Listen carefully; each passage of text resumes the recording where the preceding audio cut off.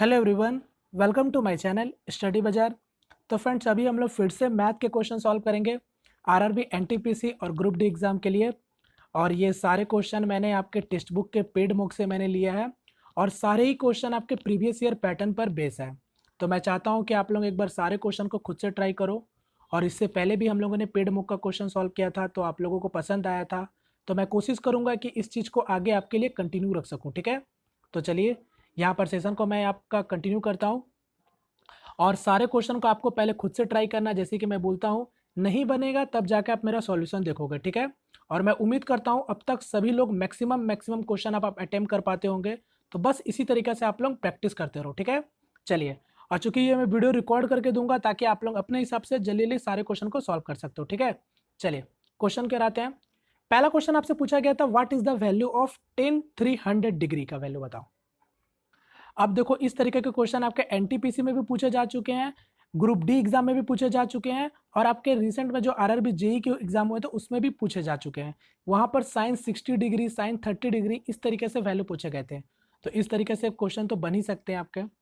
अब यहाँ पर क्या पूछा गया, टेन 300 डिग्री का वैल्यू आपसे पूछा गया। अगर मैं प्रॉपर कॉन्सेप्ट की बात करूँ तो आप लोग जानते हो, सबसे पहला क्वाड्रेंट 0 से लेकर 90 डिग्री होता है। सेकेंड क्वाड्रेंट आपका 90 से लेकर 180 डिग्री तक होता है। थर्ड क्वाड्रेंट 180 डिग्री से लेकर 270 डिग्री तक होता है। और फोर्थ क्वाड्रेंट आपका 270 से लेकर 360 डिग्री तक होता है। अब आप देखो, आपसे पूछा क्या गया था 300 डिग्री, तो ये कौन सा क्वाड्रेंट में बिलोंग कर रहा है, फोर्थ क्वाड्रेंट में बिलोंग कर रहा है। अब आप यहाँ पर जैसा चाहो वैसा कर सकते हो, यानी 270 + 30 कर सकते हो या 360 - 60 कर सकते हो, आपकी मर्जी है। तो उम्मीद करता हूँ इतना सब कुछ आपको हल्का बहुत पता होगा। और चूंकि यहाँ पर ये भी ध्यान दीजिएगा, ये फोर्थ क्वाड्रेंट किसका होता है, कॉस और सेक का होता है। तो यहाँ आपका वैल्यू क्या होगा, माइनस में होगा, ये भी चीज़ ध्यान दीजिएगा। तो मैं इसको हटाता हूँ। तो यहाँ पर आप जैसा चाहो ले सकते हो। तो यहाँ पर मैं सिंपली क्या करता हूँ, 360 डिग्री - 60 डिग्री। तो यहाँ पर क्या हो जाएगा, टेन 360 माइनस थीटा क्या होता है, -10 थीटा होता है। यानी यहाँ पर क्या हो जाएगा, -10 थीटा यानी 60 डिग्री हो जाएगा।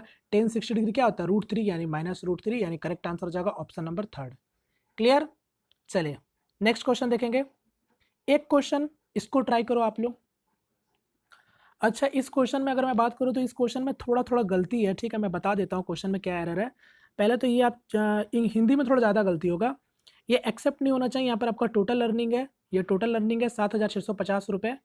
और जैसे कि मैं आपको पढ़ के ही बता देता हूँ, ठीक है। क्वेश्चन में एक्चुअली पूछा गया था कमीशन से, परसेंटेज चैप्टर में से। तो बोला गया था कि एक विक्रेता को उसके द्वारा की गई कुल बिक्री पर 12% कमीशन मिलता है, ठीक है, तथा 15,000 रुपये के ऊपर होगा, ठीक है। यहाँ पर के ऊपर होगा, ठीक है, थोड़ा सा ये भी गलती है। 15,000 रुपये के ऊपर के बिक्री पर 1% का बोनस की अनुमति है। यदि विक्रेता को कुल कमाई, ठीक है, ये बोनस को छोड़कर नहीं होगा, ये काट दो यहाँ पर। यदि विक्रेता की कुल कमाई 7,650 रुपये है तो कुल बिक्रिया ज्ञात कीजिए। ये आपका प्रॉपर क्वेश्चन है। अब आप लोग ट्राई कर सकते हो। अब ये कमीशन से क्वेश्चन है तो उम्मीद करता हूँ ये सब क्वेश्चन आप बनाए होंगे। यहाँ पर परसेंटेज चैप्टर से क्वेश्चन है। अब आप जैसा चाहो वैसा बना सकते हो। अगर आपको बेसिक से आता है तो बेसिक से भी डील कर सकते हो, या फिर आपको चीज़ें समझ आती है तो डायरेक्ट भी बना सकते हो। आपको पता है कि क्वेश्चन में ही बोल रखा है कि कोई विक्रेता को उसके द्वारा दी गई कुल बिक्री का 12% कमीशन मिलता है। अब आप समझते हो कि देखो कितना बोला है, फिर साथ में 15,000 से रुपए के ऊपर की बिक्री में 1% का बोनस मिलता है। अगर मैं सिंपल में समझाऊं तो देखो, आप जानते हो कि 15,000 के ऊपर उसको क्या मिल रहा है, 1% ज़्यादा का बोनस मिल रहा है। और उससे पहले अगर 15,000 का नीचे है तो उसको 12% कमीशन तो मिलेगा ही मिलेगा किसी भी कीमत पर। तो यहाँ पर अब अगर मैं सिंपली समझ रहा हूँ तो यहाँ तक तो आपका 12% है, मगर 15,000 के ऊपर आपका क्या हो जा रहा है, 1% का और बढ़ जा रहा है। और पहले से 12% था, यानी मैं कह सकता हूं कि 15,000 से ऊपर का जितना भी बिक्री हुआ होगा तो 13% मिला होगा, कमीशन प्लस बोनस। बात को समझो मैं क्या बोल रहा हूं। तो उसी हिसाब से बोल रहा है, अगर उसका टोटल, अगर उसका कमीशन बोनस जो हुआ है वो अर्न किया है 7,650, तो आपसे सिंपली पूछा है उसका कितना, वो टोटल बिक्री क्या था। अब आप समझ सकते हो, अगर मेरी बात को समझना आप सिंपली यहाँ पर अगर आप समझ रहे हो कि 15,000 के ऊपर तो 13% है, मगर 1 से लेकर 15,000 तक का बीच में कितना था, 12% का कमीशन था। यहां पर केवल कितनी की कमी दिख रही है, 1% की कमी दिख रही है। क्योंकि 1% कमी दिख रहा है कि नहीं दिख रहा है। तो अगर मैं सिंपली अगर इसी 15,000 रुपए का अगर मैं 1% निकाल लूं तो मेरा क्या निकल जाएगा, 150 रुपये निकल जाएगा। अब मेरी बात को समझना, 150 रुपये निकल जाएगा। अगर इसके इसके टोटल अर्निंग में अगर मैं 150 रुपये और जोड़ दूं, अगर इसके इनकम में मैं अगर 150 रुपये और जोड़ दूं, तो आप मुझे बताओ उस विक्रेता का 1 रुपए से लेकर जितना भी वो सेल किया होगा सारे में 13% का कमीशन मिला होगा। उसका मतलब सीधी सी बात है, उसको कमीशन किस तरीके से मिल रहा है, 15,000 तक में उसका नीचे में 12% का मिल रहा है कमीशन, और 15,000 के ऊपर में 1% एडिशनल उसको बोनस मिल रहा है। तो इसका मतलब 13% तो यहाँ पर आपका फिक्स है, मगर यहाँ पर केवल उसको 12% मिल रहा है। तो मैंने क्या किया कि ये 15,000 का मैंने केवल 1% निकाल लिया 15,000 तक का, और इस 150 रुपये को मैंने इसके अर्निंग पर जोड़ दिया, जिससे मुझे पता चल जाएगा कि इसके अर्निंग कितने हो गए। अब आपका 7,800 रुपये हो गए, यानी यही 7,800 रुपये 13% के बराबर होगा। समझो मेरी बात को, क्योंकि 15% से लेकर जितना भी वो आपका बेच रहा था 13% का था। तो अब मैंने क्या किया, 150 रुपये को जोड़कर, जिससे मुझे पता चल गया कि अगर इसको 150 रुपये और मिलते तो उसका क्या होता है, 1 से लेकर पूरे तक का 13% का अर्निंग के बराबर होता है। तो बस, क्योंकि आपको क्या चाहिए था, आपको चाहिए था उसका टोटल कितना सेल हुआ है, यानी 100% का केवल आपको वैल्यू चाहिए था। तो इस प्रकार मैंने 150 रुपये को उसमें और ऐड किया, जिससे मेरा आसानी से 100% का वैल्यू निकल जाए। तो बस अब आप देख सकते हो, अगर 13% का वैल्यू 7,800 रुपये है तो 1% का वैल्यू क्या हो जाएगा, 600 रुपये। 100% का वैल्यू क्या हो जाएगा, 6,000। Correct answer option number 3। Clear, ये था। आप इसको बहुत आसानी से समझ के बना सकते। तो वरना बेसिक की अगर मैं बात करूं, बेसिक भी बता देता हूं, बेसिक आपके ऊपर है।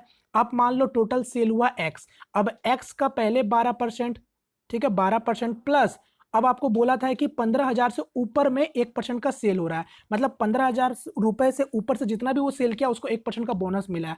अब आप समझ सकते हो x रुपए में अगर हम 15,000 अगर हम लेस कर देंगे तो इतना ही उसको ना ऊपर हुआ होगा इनकम, और इसी का 1%, मतलब आप समझ सकते हो यही टोटल किसके बराबर है, 7,650 के बराबर है। सॉल्व करोगे तो घुमा फिरा के वही चीज आपका x का वैल्यू आ जाएगा। क्लियर, ये था बेसिक। चलिए नेक्स्ट क्वेश्चन, इसको ट्राई करो जल्दी से।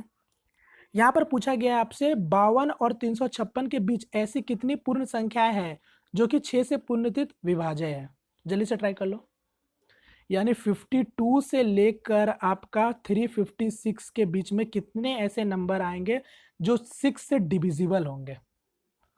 जल्दी से ट्राई करो। आप सिंपली इसको बना सकते हो, आपको पता है बहुत आसानी से। अगर 52 से लेकर 356 की अगर बात कर रहा है तो पहले आप निकाल लो कि 1 से लेकर 356 तक में ऐसे कितने नंबर आते हैं जो 6 से डिविजिबल है। बात समझ रहे हो, 6 से डिविजिबल है। तो आपको पता है 360 मतलब क्या होता है, 6 से डिविजिबल होता है, 6 कम करेंगे तो 354, यानी आप प्रॉपर समझ सकते हो कि 354 जो है वो 356 के नीचे आता है, यानी पीछे आता है। तो अगर मैं 6 से इसमें डिवाइड कर दूं तो मेरे को कितना मिल जाएगा, 6 पचे 30 और ये 9, यानी 59 नंबर आपके मिलेंगे जो 6 से डिविजिबल होंगे। क्लियर, अभी मेरे यहाँ पर खत्म नहीं हुआ है, ये हम लोगों ने 1 से लेकर 356 तक के बीच में निकाल लिया, मगर क्वेश्चन में आपसे पूछा था 52 से लेकर 356 के बीच में। तो अब हम लोग क्या करेंगे, 1 से लेकर 52 तक में देख लेंगे कि इसके बीच में 6 से कितने मल्टीपल थे। तो अब आप देख सकते हो, इसको तो आप भरबली भी कर सकते हो, यानी 8 6 48, यानी 6 गुना 8 समझो, क्योंकि इससे पहले अलग की बात करें तो 48 आता है, 48 जो आपका 6 से डिविजिबल होता है। 6 से अगर आप इसको काटोगे तो कितने बार में कट रहा है, 8 बार में कट रहा है, यानी आपका 8 नंबर मिलेंगे जो 6 से आपका डिविजिबल है। तो बस अब इसी 8 को माइनस कर दो 59 में से, यानी हो गए आपके 51। Correct answer option number 2। Clear, देखो मैं एक एक चीज आपको बता रहा हूं, तो ऐसा नहीं है कि आपको इतना कुछ करना, जब चीजें समझ आए तो आप आसानी से करके आगे बढ़ सकते हो। ठीक है, चलिए नेक्स्ट क्वेश्चन, इसको ट्राई करो। यहां पर बोला गया था अगर एक परीक्षा में 10 विद्यार्थियों में से 3 विद्यार्थी की उम्र 18 वर्ष है, 4 विद्यार्थियों का उम्र 19 वर्ष है और 3 विद्यार्थियों का उम्र 20 वर्ष है, तो समूह की औसत उम्र क्या है, जल्दी से बता दो। तो 3 का 18 यानी 18 तिया 54, 4 विद्यार्थी का 19 है, कितना हो जाएगा, 76 हो जाएगा, और यहाँ पर बचे 3 का 20 है, यानी कितना हो जाएगा, 60 हो जाएगा। यानी टोटल कितना होगा, 6 4 10, 6 7 5 12 13 6 19, यानी आपसे औसत पूछा था सभी का, यानी क्या हो जाएगा, 19 वर्ष। Correct answer option number 3। चलिए एक क्वेश्चन ये आप लोग ट्राई करो, बहुत बेसिक सा ज्योमेट्री है, जल्दी से आप लोग इसको ट्राई करो। यहाँ पर आपको ए बताना, ए का वैल्यू यानी ए डिग्री का मान बताना। ट्राई करो जल्दी से। अब यहाँ पर आपको अगर डायरेक्ट पता है तो डायरेक्ट आप इसका आंसर बता सकते हो।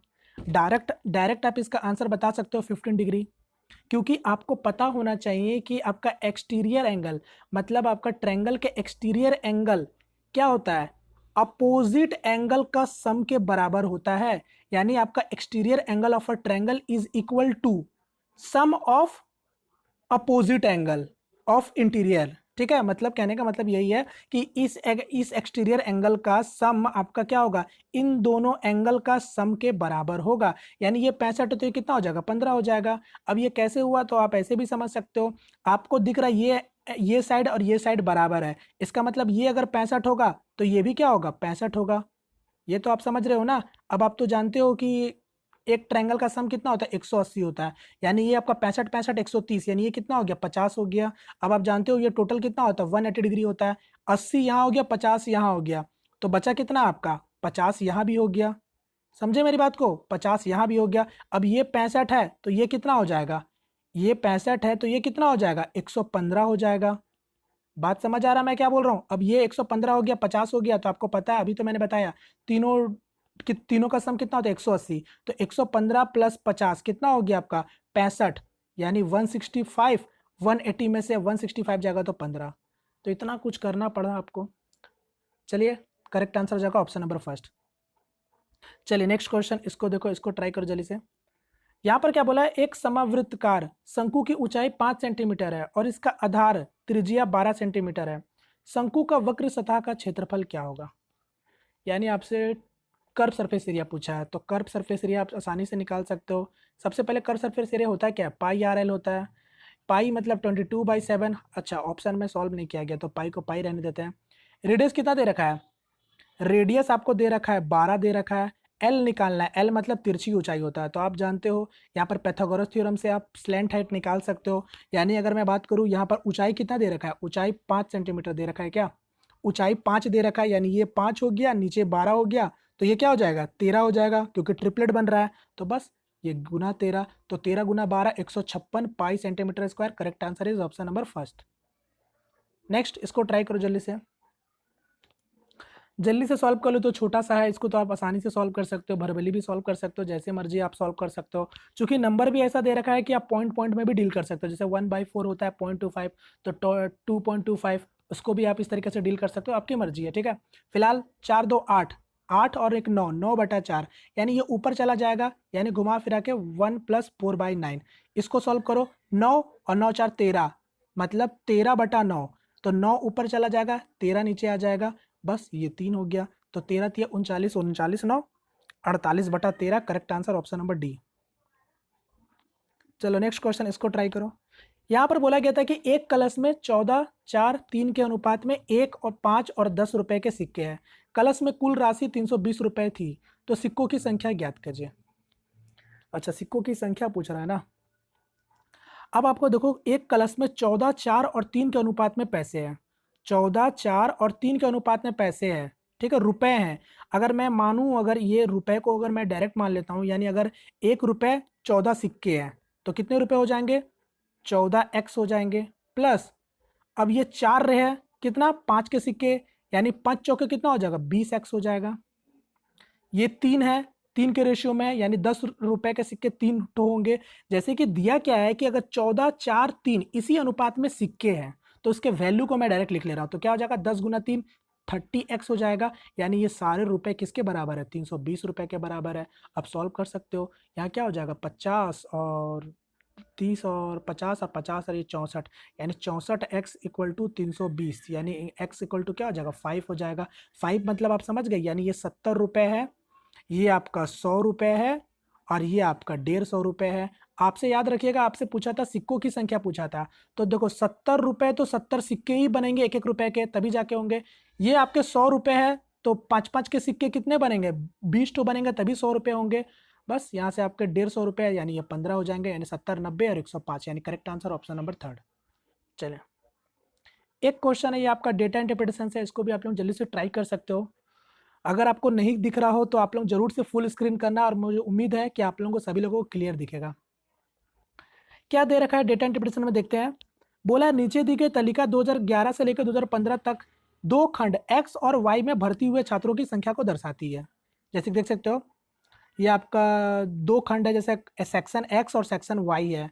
इसमें जो आपका एडमिशन हुआ है वो उन लोगों को दर्शा रहा है। जैसे 2011 में एक्स सेक्शन में इतने लोग हुए थे तो वाई में इतने हुए थे। क्लियर है सब आपको डाटा? क्वेश्चन में फोकस होना चाहिए। क्वेश्चन क्या पूछा है, किन 2 वर्षों में दो खंडों में भर्ती छात्रों की संख्या के अंतर के बराबर था। यानी क्या बोला है, इन विच 2 year was the difference in the number of student admitted in the 2 section was same. तो चेक करना पड़ेगा कौन से आपके साल में जो दोनों सेक्शन का अंतर है वो बराबर बराबर है। तो चेक कर लेते हैं। अब यहाँ पर डायरेक्ट ऑप्शन को ही हिट करके हम लोग चेक कर लेते हैं। अगर पहला ऑप्शन दे रखा है 2011 और 12, तो 2011 में आप देखो डिफरेंस कितना का डिफरेंस दिख रहा है, 2 का डिफरेंस दिख रहा है। 2012 में देखो कितना का डिफरेंस दिख रहा है, 5 का डिफरेंस दिख रहा है। क्या ये दोनों बराबर है? नहीं है, बात खत्म। यानी ये आपका आंसर नहीं हो सकता। 2013 को देखते हैं। 2013 में कितना का डिफरेंस दिख रहा? 2013 में 22 का डिफरेंस दिख रहा। 2014 में कितना का डिफरेंस दिख रहा? यहां पर भी 22 का डिफरेंस दिख रहा। यानी 2013 तो आपका सही हो गया। 2000 मतलब 2013 से 14 वाला तो सही हो गया, क्योंकि 13-14 में 22-22 का डिफरेंस है दोनों में। चलो एक ऑप्शन में ध्यान देना, ऑप्शन नंबर 4 में 2 और 3 ऑप्शन दोनों है सही। यानी आपको चेक करना पड़ेगा, आप यहाँ पर कंफर्म नहीं बता सकते हैं। बात समझ रहे हो? अगर ये 4th ऑप्शन कुछ और होता तो हम डायरेक्ट आपका ऑप्शन नंबर 2 मार देते हैं, मगर यहाँ पर आपको दे रखा है कि 3 भी आंसर हो सकता है या नहीं हो सकता, चेक करना पड़ेगा। तो 2011 में अगर आप देखोगे तो कितना का अंतर दिख रहा है? 2 का अंतर दिख रहा है। और आपका 2015 दे रखा है, 2015 में कितना का अंतर दिख रहा है? 2 का अंतर दिख रहा है। यानी ये भी वर्ष आपका बराबर है, तो इसका मतलब ऑप्शन 2 और 3 दोनों होगा, तो इसलिए 4 ऑप्शन करेक्ट आंसर होगा। चलिए नेक्स्ट क्वेश्चन कर बढ़ते जल्दी से। एक क्वेश्चन इसको ट्राई करो, यूनिट डिजिट आपसे पूछा गया, ट्राई करो जल्दी से आप लोग। इकाई अंक बता दो जल्दी से। इकाई अंक बोला है तो केवल इकाई अंक में ही फोकस होना चाहिए। यानी 9 के पावर में 11 आ गया, ठीक है। यहाँ पर आपका 7 के पावर में 7 आ गया, ये 8 के पावर में 5 आ गया, और चूंकि ये प्लस है तो 3 के पावर में 9 आ गया। अब उम्मीद करता हूँ सभी लोगों को साइक्लिसिटी के बारे नॉलेज होगी। तो बस अब आप जानते हो 9 का साइक्लिसिटी कितना होता है, 4-4 का साइक्लिसिटी होता है। तो पावर में तो यहाँ पर बहुत छोटा छोटा नंबर दे रखा है, तो आप ऐसे भी कर सकते हो। अगर 4 की साइक्लिसिटी होगी तो 11 को 4 से भाग देंगे, यानी मेरा बचेगा कितना, रिमाइंडर पे ध्यान देना है। रिमाइंडर कितना बचेगा? 3। यानी मैं कह सकता हूँ 9 के पावर में 3, तो 9 का पावर में 3 आपका क्या होगा? 9 ही होगा। 9 के पावर में अगर 3 करेंगे तो क्या होता है? 729 है। यानी यूनिट डिजिट क्या आ रहा है मेरा? 9 आ रहा। उसी तरीका से 7 का साइक्लिसिटी भी क्या होता है? 4 ठो होता है। तो 4 यानी आपका यहाँ पर क्या हो गया? यहाँ पर भी 7 के पावर में 3, यानी यहाँ पर आपका क्या हो जाएगा? 343, मतलब यूनिट डिजिट 3 हो जाएगा। अब उसी तरीका से 8 का साइक्लिसिटी भी 4 होता है, तो यहाँ पर क्या हो जाएगा? केवल 1 हो जाएगा, क्योंकि साइकिल आपका चलते जाता है ना।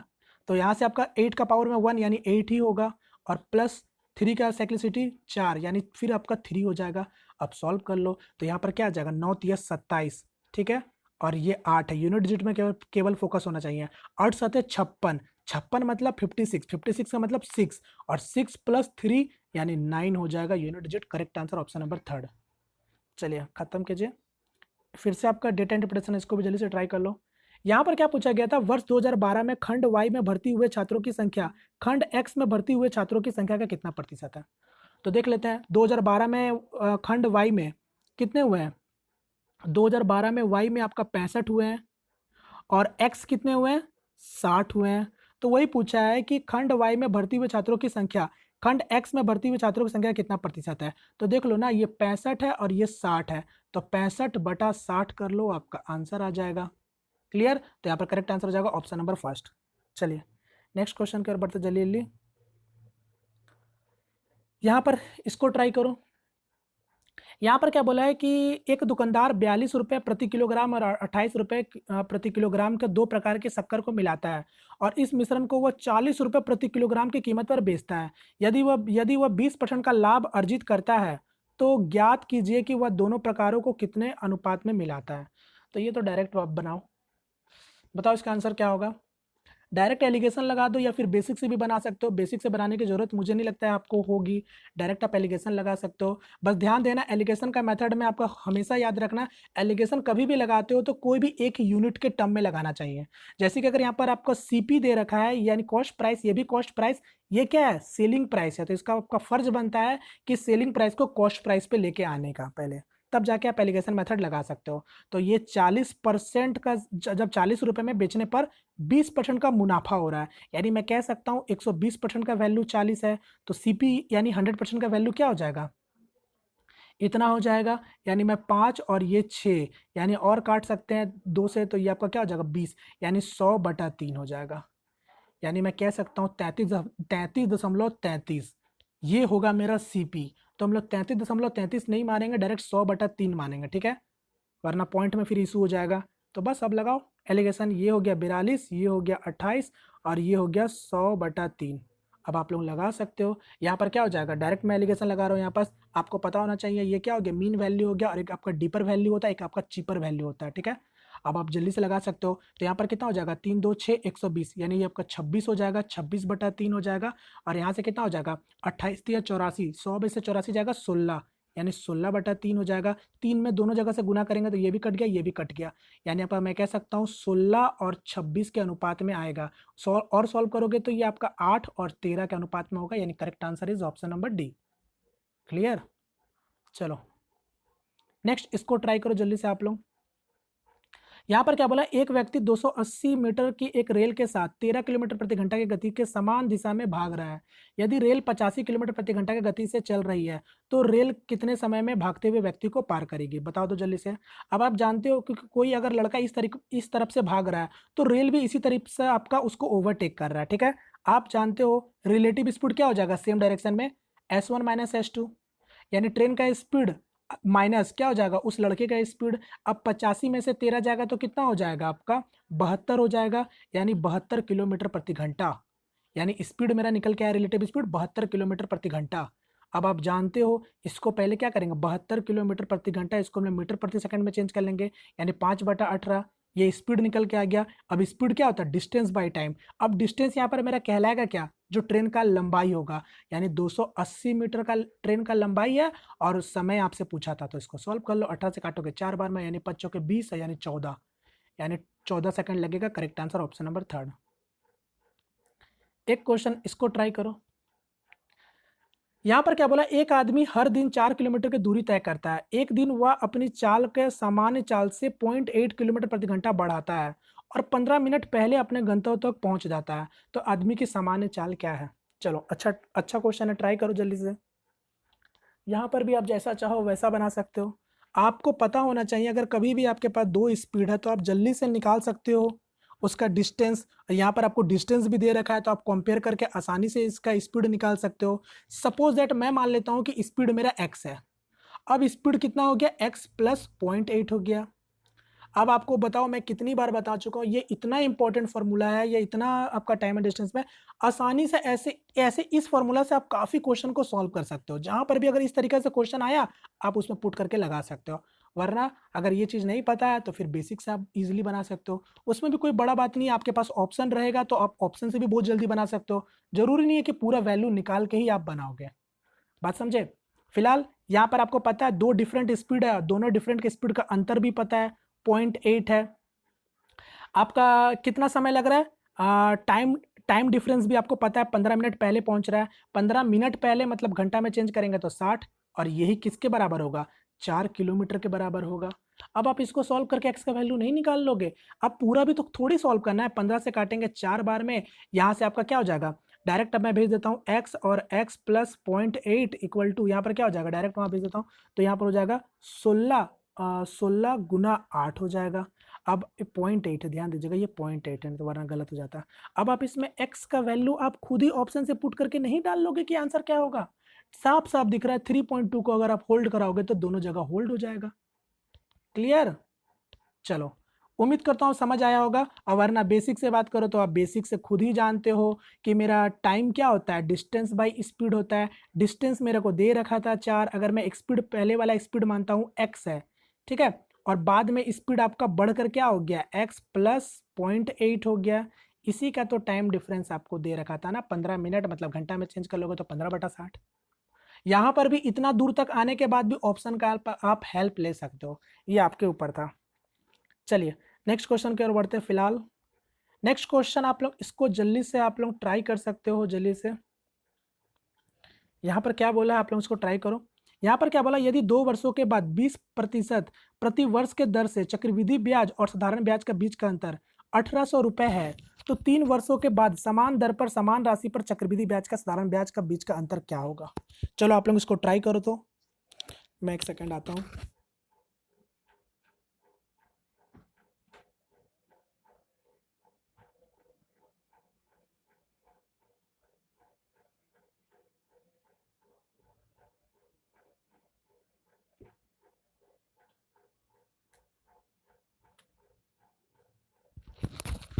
चलिए, हाँ माफ़ी चाहूँगा। चलिए देखो यहाँ पर क्या बोला है, आप लोग ट्राई किए, मैं इसको यहाँ पर बनाना चाहूँगा, ठीक है, थोड़ा जगह कम है। देखो सिंपली क्या बोला है, यदि 2 वर्षों के बाद 20% प्रति वर्ष की दर से चक्रवृद्धि ब्याज और साधारण ब्याज का बीच का अंतर दे रखा था 1800 रुपये। अब आपको क्या बोल रहा है, सेम प्रिंसिपल रहेगा, सेम रेट रहेगा। अब आपको 3 साल का अंतर बताना है। अब आप मुझे बताओ, आप बहुत आसानी से जानते हो कि नहीं जानते हो, अगर 20% रेट रहेगा, 20% अगर रेट रहेगा, 2 साल की बात हो रही है, यानी समय भी आपको पता है 2 साल का है, तो सबसे पहले साधारण ब्याज में टोटल रेट ऑफ इंटरेस्ट कितना होगा, 40% होगा। अब यही चीज मैं बोलूंगा कि अगर यही कंपाउंड इंटरेस्ट में टोटल रेट ऑफ इंटरेस्ट क्या होगा, डायरेक्ट आप सक्सेसिव निकाल सकते हो, या फिर इफेक्टिव परसेंट निकाल सकते हो कि कितना रेट ऑफ इंटरेस्ट होगा। यानी ये तो हो गया साधारण ब्याज में टोटल आपका 2 साल का 40%, तो 2 साल का चक्रवृद्धि, 2 साल में अगर आपका हम जोड़ेंगे, किसमें, 2 साल का अगर हम चक्रवृद्धि ब्याज जोड़ेंगे इसी रेट ऑफ इंटरेस्ट से, तो क्या हो जाएगा, केवल परसेंट उसके, देखो चक्रवृद्धि ब्याज और साधारण ब्याज में होता है क्या, इंटरेस्ट में केवल इंटरेस्ट लगता है, यानी केवल आप इसी 40% का 20% और निकाल लो, यानी 4% और बढ़ा दो। आप ऐसे भी समझ सकते हो, यानी 44% होगा कि नहीं होगा। अब आप समझ सकते हो, यही इसी रेट में जो अंतर होगा, तो यही ना आपका प्रिंसिपल में भी अंतर निकाल के देगा आपको। यानी इसमें मेरा 4% का अगर अंतर है, तो प्रिंसिपल में यही तो अंतर निकल के आपका आएगा 1800 रुपये ना। यानी आप समझ चुके हो मैं कहना क्या चाहता हूँ, यानी यही 4% का वैल्यू क्या हो जाएगा, 1800 रुपये के बराबर हो जाएगा। अब आपको प्रिंसिपल निकालने का जरूरत नहीं है, आपको प्रिंसिपल निकालने का कभी भी जरूरत नहीं है, क्योंकि 100% वैल्यू क्या होगा, वो मेरा प्रिंसिपल का वैल्यू होगा। मगर उतना दूर तक जाना नहीं है। अब आओ, अब क्या बोला था, सेम रेट ऑफ इंटरेस्ट रहेगा और आपका प्रिंसिपल भी सेम है, इसलिए हम लोगों को प्रिंसिपल तक नहीं जाना है। अब आप मुझे बताओ, अगर 20% का, अगर मैं 3 साल की बात करूं, तो क्या हो जाएगा रेट ऑफ इंटरेस्ट साधारण ब्याज में, 60% हो जाएगा। और उसी तरीके से अगर हम कंपाउंड इंटरेस्ट में बात करेंगे, 3 साल का रेट ऑफ इंटरेस्ट, तो ये कितना हो जाएगा, 72.8% हो जाएगा। अब आप लोग मुझे खुद बताओ कि ये सब वैल्यू मैंने आपको याद कराया है कि नहीं कराया कंपाउंड इंटरेस्ट में। ये सब ऐसे रेट ऑफ इंटरेस्ट है जो आपको 2 साल 3 साल के आसानी से बनते हैं। अगर रेट ऑफ इंटरेस्ट अगर आपको याद रहेगा, तो बहुत आसानी से आप डील कर सकते हो। तो बस अब देखो ना, अंतर कितना का दिख रहा है, केवल आपको 12.8% का ही अंतर दिख रहा है, यानी इतना का ही आपसे केवल वैल्यू पूछ रहा है क्वेश्चन में। यानी 4% यानी 1% का वैल्यू इतना हो गया, अब इतना परसेंट का वैल्यू निकाल लो, बात खत्म। 4 से काटेंगे कितने बार में कट रहा है, देखो एक जीरो से मैं पॉइंट को एलिमिनेट कर देता हूँ, 4 से काट देते हैं 3 और 2, यानी 18 गुना 2 36 और 3 18 3 54 और 57, यानी 5760 होगा। करेक्ट आंसर हो जाएगा ऑप्शन नंबर डी। क्लियर। चलिए नेक्स्ट क्वेश्चन कर बढ़ते हैं। अच्छा, एक क्वेश्चन आपका डेटा सफिशिएंसी से क्वेश्चन आपका पूछा गया था, आप लोग ट्राई कर सकते हो। अभी रिसेंट में जितने भी सब एग्जाम हो रहे हैं आजकल, मैथ में डेटा सफिशिएंसी से भी क्वेश्चन आपके देखने को मिल रहे हैं, ठीक है। सॉरी, ये डेटा सफिशिएंसी क्वेश्चन नहीं है, ये आपका डायरेक्शन से क्वेश्चन है, ठीक है। आप लोग फिलहाल इसको ट्राई कर सकते हो। वेन आरेख से क्वेश्चन है। यहाँ पर क्या बोला है निर्देश में, 85 व्यक्तियों को एक समूह में 45 उपन्यास पढ़ते हैं और 37 कविताएं पढ़ते हैं, और 8 ना तो उपन्यास और ना ही कविताएं पढ़ते हैं। अच्छा, तो देखो, अब 85 व्यक्तियों को ग्रुप है, जिसमें से बोल रखा है कि 45 लोग नोवेल पढ़ते हैं, और बचे जो है वो आपके मतलब 37 आपके कविताएं पढ़ते हैं, और आपके 45 लोग नोवेल पढ़ते हैं, और 8 ना तो उपन्यास पढ़ते हैं और ना ही कविताएं पढ़ते हैं। ये आपका है, क्लियर है यहाँ तक। अब आप मेरी बात का जवाब दो, ये तो टोटल जो 85 लोग थे, उसमें तो 8 लोगों का तो कुछ काम ही नहीं है, यानी 8 लोगों का तो कुछ काम ही नहीं है, क्योंकि वो तो कुछ पढ़ ही नहीं रहे, तो मैं इसको पहले ही हटा देता हूँ। यानी ये कितना हो जाएगा, 8 लेस करेंगे तो कितना हो जाएगा, 77 हो जाएगा। बस ये 77 लोगों के बीच में आप आपका बात बोल रहा है। अब आप समझ सकते हो। अब आपसे फिलहाल क्वेश्चन क्या पूछा, मैं डायरेक्ट बनाता हूँ। क्वेश्चन आपसे क्या पूछा था, उन व्यक्तियों की संख्या ज्ञात कीजिए जो उपन्यास और कविताएं दोनों पढ़ते हैं। अब आपको पता है 45 लोग उपन्यास पढ़ रहे थे और 37 लोग कविताएं पढ़ रहे थे, तो दोनों का सम अगर आप करते हो, अगर ये 77 से कम आता है, अगर ये 77 से कम आता है तो इसका मतलब पता चल जाएगा कि जो बचे लोग होंगे वो उपन्यास पढ़ रहे हैं। अगर ज़्यादा आता है तो आपको कॉमन लोग मिल जाएंगे। तो यहाँ पर कितना हो जाएगा, 7 5 12 और 4 3 7 1 8, यानी 82 लोग हो गए। और जबकि लोग मेरे कितने बचे हैं, केवल 77। यानी इसमें से ये जो बच्चे, जो ये जो डिफरेंस दिख रहा है, यही डिफरेंस लोग क्या होंगे, दोनों पढ़ रहे होंगे। यानी 5 लोग आपके दोनों पढ़ रहे, बात खत्म। चलो नेक्स्ट, इसको ट्राई करो जल्दी से। 3900 रुपये अंकित मूल्य वाली एक वस्तु का 21% छूट पर बेचा गया, वस्तु का विक्रय मूल्य बताओ। तो ये हो गया एमआरपी और आपको बोला 21% छूट पर बेचा जा रहा है। यानी मैं कह सकता हूं कितने में बेचा जा रहा है, 79% में बेचा जा रहा है। 79% में मतलब 00 यहाँ से 00 खत्म, 9 का मल्टीप्लाई करोगे तो यूनिट डिजिट में क्या आएगा, 1 आएगा। केवल ऑप्शन नंबर सेकंड में दिख रहा है, यानी correct answer option number second. चलिए एक क्वेश्चन इसको ट्राई करो जल्दी से, ट्रिग्नोमेट्री का। अब आप जानते हो कि नहीं जानते हो ये सब, सेक 90 माइनस थीटा क्या होता है, सेक 90 माइनस थीटा क्या होता है, कॉसेक थीटा होता है। उसी तरीके से कॉस 90 माइनस थीटा क्या होता है, साइन थीटा होता है। अब आप जानते हो ऊपर में, मैं इसको हटाता हूँ, ठीक है, मैं इसको हटा रहा हूँ जल्दी से। सेक 90 माइनस थीटा कॉसेक थीटा हो गया, यानी ये आपको मैं लिख देता हूँ कॉसेक थीटा, और नीचे हो गया साइन थीटा। अब ये 1/, अब ये भी तो आप जानते होंगे 1/sin थीटा क्या होता है, कॉसेक थीटा। यानी मैं डायरेक्ट फाइनली लिख सकता था कि नहीं लिख सकता था, कॉसेक स्क्वायर थीटा, क्योंकि ये चीज आपको ऊपर चला जाएगा। यानी कॉसेक स्क्वायर थीटा माइनस, अब 1090 माइनस थीटा क्या होता है, कॉट थीटा, यानी कॉट स्क्वायर थीटा हो गया। अब आपका cosec square theta minus cot square theta क्या होता है, 1 होता है कि नहीं होता, यानी correct answer option number second. चलिए एक क्वेश्चन आपका छोटा सा अलजेब्रा का क्वेश्चन है, आप लोग इसको ट्राई कर सकते हो। यहां पर क्या दे रखा है, x प्लस 1/x का वैल्यू दे रखा है, और आपसे पूछा एक्स क्यूब माइनस 1/x³ का मान पूछ रहा है। ट्राई करो आप लोग, ध्यान दीजिएगा, थोड़ा सा आपको गुमराह किया गया है। यहाँ पर प्लस देके यहाँ पर माइनस का आपसे पूछ रहा है, कैसे बनाओगे डायरेक्ट। आप अगर मेरा अलजेब्रा का वीडियो देखे होंगे तो मैंने टीसीएस वाली अलजेब्रा जो पढ़ाया था, सारे जिस भी तरीके से अलजेब्रा का क्वेश्चन पूछे गए थे वो मैंने आपको दिखा दिया था। यहाँ पर देखो, आपको पता मैंने बताया था, सिंपली आप इसको बेसिक से तो कर ही सकते हो, जैसे भी आप एक बार स्क्वायर करोगे फिर इसको माइनस के टर्म में लेके आओगे, ठीक है। मैंने क्या बताया था, अगर ये आपका प्लस हो, अगर आपको माइनस में चाहिए, यानी x माइनस 1/x में अगर चाहिए, तो फॉर्मूला क्या होता है, फॉर्मूला क्या होता है, एन स्क्वायर माइनस 4 होता है। यानी 3 का स्क्वायर 9, और 9 में से 4 जाएगा, यानी 5 हो गया। यानी सिंपली x माइनस एक्स का वैल्यू क्या निकल के आ गया, √5 निकल के आ गया, बस खत्म। यही तो था फंडा। अब आप तो जानते हो माइनस से माइनस में आप आसानी से जा सकते हो। मैं इसको हटाता हूँ, ये था इसका फंडा। यानी मैं कह सकता हूँ x minus 1/x equal to √5 आ गया।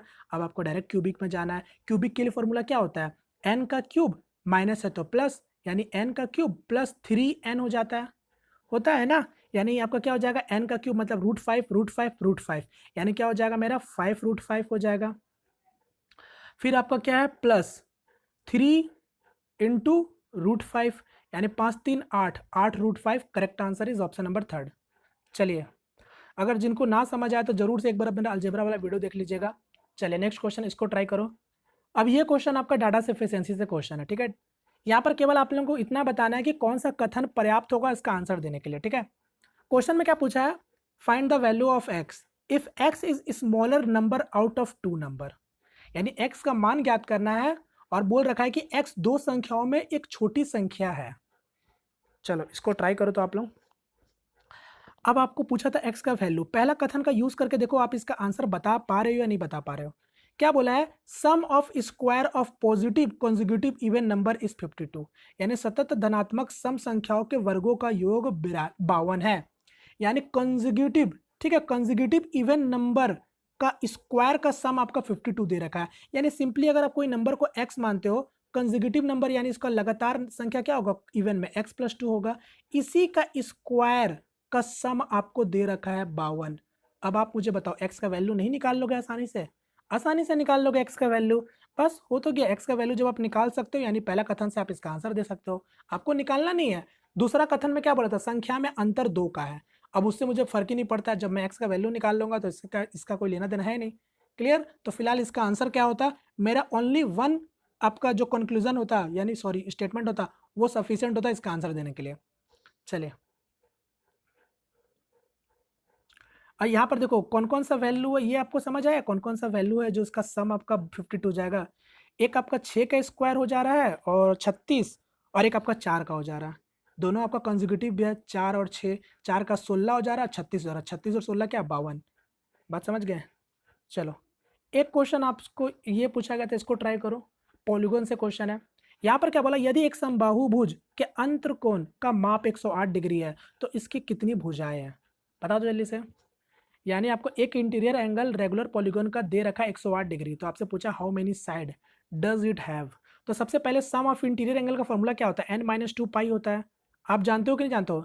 सम ऑफ इंटीरियर एंगल क्या होता है? n-2 पाई। अगर मैं इसी पूरे सम में अगर मैं n से माइनस कर दूं, यानी उसके साइड से माइनस कर दूं, तो एक इंटीरियर एंगल का वैल्यू आ जाएगा जो कि 108 डिग्री के बराबर होता है। बस खत्म, सॉल्व करना अब स्टार्ट करो। अब देखो n को मैं यहाँ भेज देता हूँ, यानी n-2 पाई का वैल्यू आप जानते हो 180 होता है और 108, और ये आपका n हो जाएगा। अब 18 से काट सकते हो तो काट दो। 18 से कट रहा है 6 बार में, 18 से कट रहा है 10 बार में, और कट रहा है तो काट दो। ये 3 हो गया, ये 5 हो गया, यानी 5 3 15, 15, और ये यहाँ ध्यान देना 15 और ये 3 है, यानी यहाँ आएगा तो क्या हो जाएगा? 12n हो जाएगा। और ये क्या हो जाएगा? 5 2 कुछ गड़बड़ हो रहा है क्या? 5 2 10, 10 आपका पॉजिटिव में वहां तो चला जाएगा। अरे सॉरी यार, 15 कैसे हो रहा है? ये 5 है ना, 5n हो जाएगा। 5n में अगर 3n माइनस होगा तो 2n ना बचेगा, और यहाँ पर 5 2 10, यानी आपका 10, यानी आपका n का वैल्यू क्या आएगा? 5 आएगा, यानी correct answer option number D. वैसे भी आपको पता होना चाहिए पेंटागन का इंटीरियर एंगल क्या होता है? 108 डिग्री होता है। चलिए नेक्स्ट क्वेश्चन, इसको ट्राई करो। यहाँ पर क्या बोला? एक आयताकार उद्यान की लंबाई 9 मीटर और चौड़ाई 8 मीटर है। एक वर्गाकार बगीचे का विकर्ण की लंबाई ज्ञात कीजिए जिसका क्षेत्रफल आयताकार उद्यान की समान है। ठीक है, ट्राई करो इसको। यहाँ पर क्या बोला? The length of rectangular garden is 9 metre and breadth is 8 metre. Find the length of diagonal of a square garden having the same area as that of the rectangular garden. यानी simply क्या बोला है कि कोई एक rectangular बागान है, ठीक है, जिसका लंबाई और चौड़ाई आपको दे रखा है 9 मीटर और 8 मीटर। अब क्या बोल रहा है कि इसका जितना एरिया है सेम एक और मतलब एक और गार्डन है जिसका शेप आपका स्क्वायर है, यानी वर्ग शेप का एक और गार्डन है जिसका सेम एरिया इसके बराबर है। अब आपका इस बगान का आपसे डायगोनल पूछ रहा है, यानी विकर्ण पूछ रहा है। ठीक है, और तो नहीं विकर्ण पूछा ना। Find the length of diagonal, तो बता दो जल्दी से। पहले तो आप देखो एरिया क्या निकल रहा है, 9 गुना 8 72, लेंथ इंटू ब्रेथ यानी 72, यानी यही 72 किसके बराबर होगा? ए स्क्वायर के बराबर होगा, क्योंकि मेरा स्क्वायर का एरिया क्या होता है? ए स्क्वायर। तो यहाँ से आप साइड निकाल सकते हो, 36 गुना 2 इक्वल टू ए स्क्वायर, यानी ए का वैल्यू क्या आ जाएगा? 6√2 आ जाएगा। यहाँ तक सबको क्लियर है? अब आप जानते हो स्क्वायर का डायगोनल क्या होता है? √2a, यानी √2a होता है ना, यानी आपका क्या हो जाएगा? भुजा दे रखा है 6√2 इंटू √2, यानी √2 2, 2 इंटू 6 12, यानी correct answer is option number second. चलिए नेक्स्ट क्वेश्चन, इसको ट्राई करो। एक फोर्थ क्या बोला है? If the fourth proportional of 8x and 3 is 45, find the value of x। ठीक है, ये चारों जो संख्या है वो आपका एक अनुपातिक में है, आपको x का मान बताना है। यानी फोर्थ प्रोपोर्शनल में आप जानते हो अगर ये चारों नंबर मतलब if the fourth proportional of 8x and 3 is 45, ठीक है, तो ये आपका क्या हो जाएगा? कहने का मतलब क्या है? 8/x इक्वल टू 3/45 हो जाएगा, क्योंकि आपको दे ही रखा था कि फोर्थ प्रोपोर्शनल 45 है। तो बस x का वैल्यू निकाल लो। 3 से काटोगे कितने बार में? 15 बार में, यानी x का वैल्यू क्या हो जाएगा? 15 8 120, यानी correct answer is option number third. तो देखो थर्ड प्रोपोर्शनल, फोर्थ प्रोपोर्शनल, ये सब आपको पता होना चाहिए। ठीक है, चलो नेक्स्ट क्वेश्चन, इसको ट्राई करो। HCF हाईएस्ट कॉमन फैक्टर आपको निकालना है, महत्तम संप्रवर्तक आपको निकालना है। ये ध्यान दीजिएगा, ये कॉमा है, ठीक है, ये कॉमा है और ये तो आपका अलग ही है, यानी टोटल 3 ठो है। अब आपको मैंने बताया था कि इस तरीके से नंबर कभी भी दिया जाए तो जो भी मेरा मिनिमम पावर होगा वही मेरा आपका कहलाएगा केवल HCF। अब आप देखो यहाँ पर 2 है 3 है 5 है, यहाँ पर भी 5 है 3 है 2 है, यहाँ पर भी 5 और 3 है 2 है। तो देखो 2 सबसे पहले तो आपको 2 सभी में दिख रहा है। यहाँ पर 2 का मिनिमम पावर क्या है? केवल 2 ही है, और इसमें क्या, दो का पावर दो है, तो सबसे मिनिमम वाला ही मेरा केवल एचसीएफ कहलाएगा, और एलसीएम में जस्ट उल्टा, सबसे मैक्सिमम वाला ही आपका क्या कहलाएगा, एलसीएम कहलाएगा। तो बस यहाँ पर 2 हो गया। अब 3 की बात करेंगे तो 3 आपको दिख रहा है यहाँ सबसे मिनिमम है, तो ये 3 हो जाएगा। अब 5 की बात करेंगे तो 5 आपका यहाँ पर मिनिमम है, यानी बस यही आपका एचसीएफ हो गया, यानी 15 और 2 30, यानी correct answer is option number first. चलिए नेक्स्ट क्वेश्चन, इसको ट्राई करो जल्दी से आप लोग। यहाँ पर क्या बोला, यदि 70 का 40%, 80 के 30% से x% अधिक है तो x का मान ज्ञात करें। चलो जल्दी से ट्राई करो। 70 का 40% मतलब 28, ठीक है, 70 का 40% मतलब 28, 80 के 30% यानी कितना हो जाएगा 24, x% अधिक है तो कितना अधिक दिख रहा है, 4 अधिक दिख रहा है, कितने से, 24 से, यानी 1/6, 1/6 क्या होता है, 16.67%। Correct answer is option number second. चलिए एक क्वेश्चन, इसको ट्राई करो जल्दी से। यहाँ पर क्या बोला, A can do a work in 3 days and B can do the same work in 2 days, both of them finish the work together and get ₹150, find what is the share of A। आपको पता है wages में जो भी व्यक्ति जितना काम करेगा उसको उसी हिसाब से पैसे मिलेंगे। इसका मतलब जिसका जितना ज़्यादा इफिशियंसी होगा उसको पैसे भी उतने ही मिलेंगे। अगर ए काम को 3 दिन में कर सकता है और बी आपका 2 दिन में कर सकता है, तो इसका मतलब क्या होगा, ये आपका 3 दिन में कर रहा है और ये आपका 2 दिन में कर रहा है। इसका मतलब क्या हो गया, ये आपका 2 इफिशियंसी से काम कर रहा है और ये आपका क्या हो जाएगा, 3 इफिशियंसी से काम कर रहा है, यानी पैसे भी आपको इसी हिसाब से बटेंगे।